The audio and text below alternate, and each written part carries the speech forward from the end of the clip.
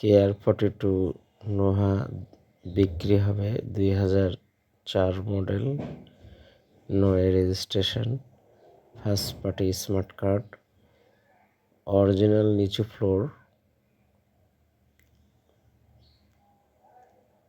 Octane engine, 90 cylinder CNG করা আছে।